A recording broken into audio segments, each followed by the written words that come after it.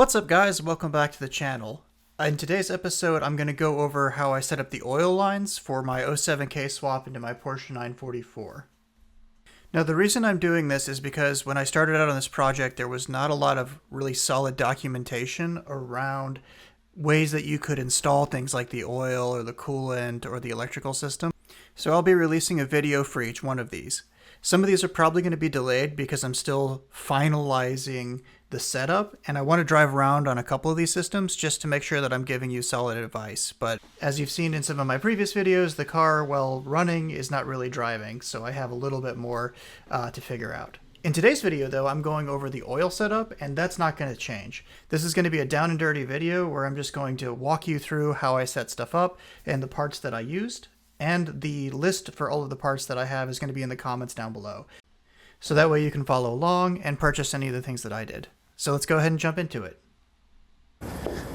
So in the 07K engine build, every oil line is going to be comprised of an AN10 line. So that's pretty much it. You need a bunch of AN10, in my case, braided nylon line, as well as the fittings that we're going to have. They're all going to be AN10 unless I specify otherwise. There's a couple that are not quite, but I'll get to those once I see them. Again, everything that I have will be posted in the comments below. All right, first things first, before I put anything else in the engine, one of the things that's in the very back here is going to be this oil pressure sending unit. It's very similar to the stock one, except that this particular one, it's a VDO, and I'll have the part item here, is it specifically has the 10mm threads that goes into the oil block here. One thing to note about this is that it is very difficult to screw in. So where I was putting it in, it almost feels like it's not supposed to go there. But very carefully, I just used a 17mm wrench and tighten it down very, very carefully. And almost like I was tapping a bolt, I would go down a little bit and then come back out, and then it got in a whole lot easier after the first time I wound it down. But make sure it goes all the way to where the crush washer is. So that's in the very back, probably the hardest one to get to, so start there. All right, and we're switching back to the GoPro just because that makes it a little bit easier to see everything that we have going on here. So next thing, out of the top of the breather box, we have a radium banjo fitting. Again, I will have that part listed here, and then it's got a 90 degree. And you can see it just barely fits at the top there, so you're going to definitely need this. And then I connected it to a 45 AN fitting because there is a connector right there. So if you just go straight 90, it covers it. But in this case here, I was able to bend it around a little bit. This goes over the top of the intake, which is going to be sitting here, and then connects down to a Y connector, which I put here. The other side is at the back of, behind the oil pressure sending unit, there is another hole. This is an AN or ORB-8. So the list in Boost Brothers Garage has a 90 degree angle, which is AN10 to AN10. This hole is not AN10, this is AN8, so make sure that you have that connection as needed. I have an ORB, which means it has an O-ring in here, so just keep that in mind. These threads are straight cut. Then I have it connected into a straight, and then it hugs the firewall here and goes straight into the Y connection. The Y connection then comes into my catch can. So if you've been watching this series for a while, you knew that I put this bracket. I actually cut off the stock power steering reservoir bracket with the hopes of just reusing it and relocating it here.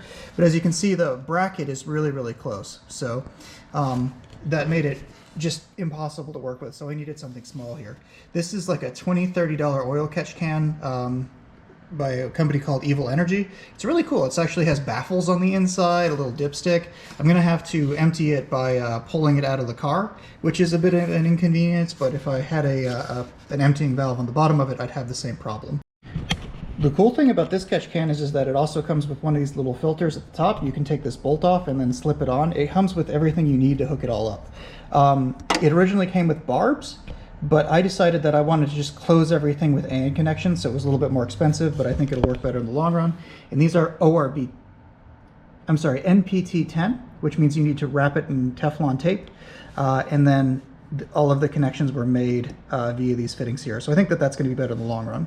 You can either have this connection pop out of the other side of the catch can, or seal it off and then use this the filter that I was just talking about to vent to atmosphere. It really sort of depends on what your local laws and regulations are, but there are advantages to piping it back into the intake, and I'll show you how I do that once I figure it out. But it's going to come out of this barb and then back up into the bottom of the intake here.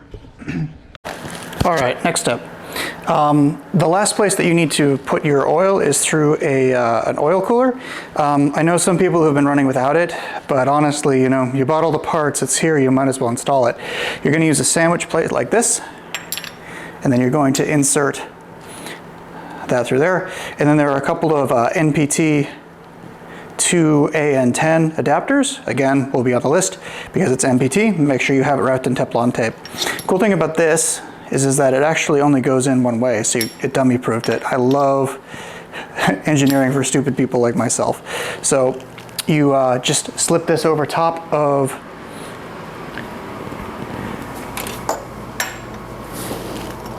the oil filter housing, and then you just tighten it down. The cool thing I really like about this, and let me try to get you a little bit closer there. The cool thing that I really like about this is that you can actually orient this either way, any way that you want to.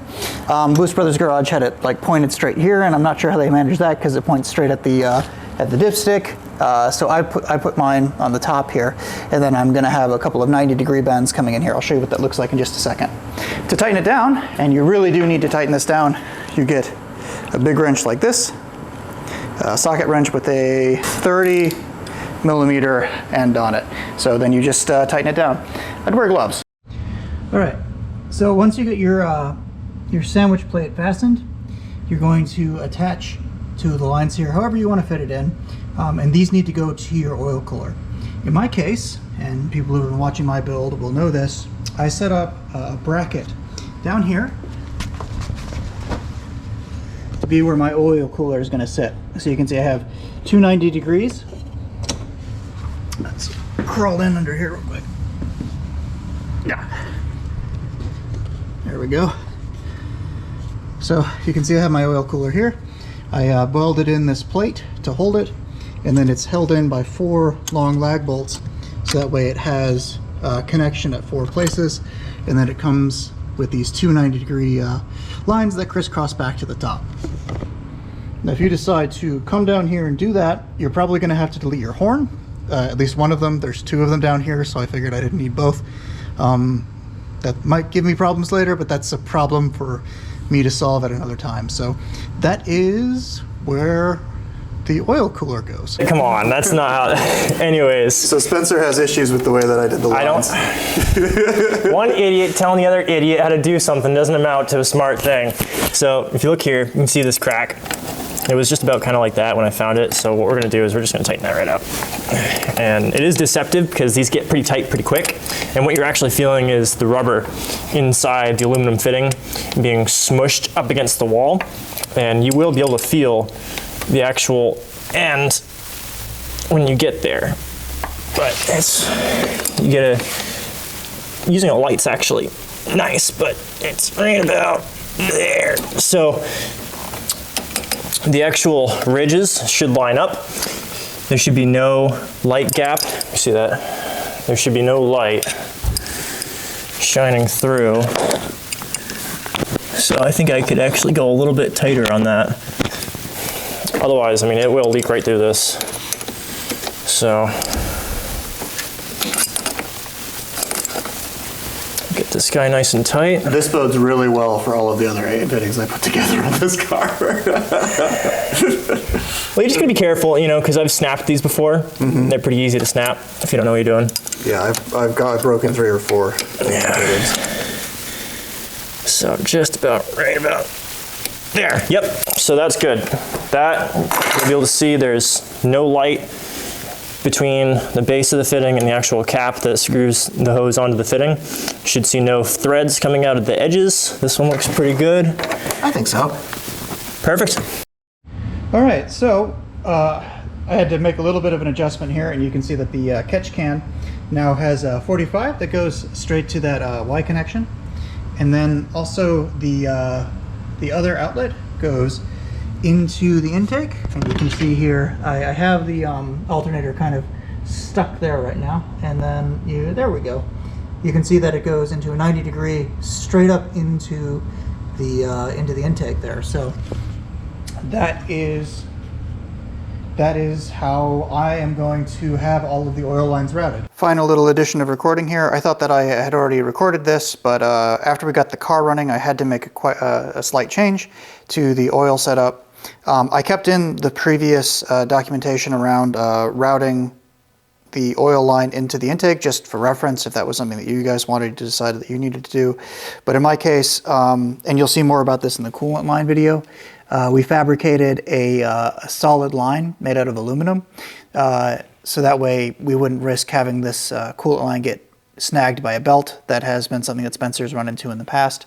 So that really complicated the routing of my AN10 line straight back into the intake. So what I've decided to do instead is vent it to atmosphere. This looks like it might be a little high, so I might have to change this around a little bit. But that is the only major change that we made. It simplifies the setup, so you might find yourself in a situation where you have to do something similar. So that is the last major change, and that is how I decided to set up my oil lines. I hope that you all found that very helpful. More videos coming out soon about the coolant lines, and I think the fuel will be next after that. Keep an eye on this space. Once again, parts down in the comments below. Don't hesitate to reach out to me if you have any questions, and don't forget to check out Spencer's channel. His is linked down below as well. Thank you all so much for watching, and I'll see you in the next video.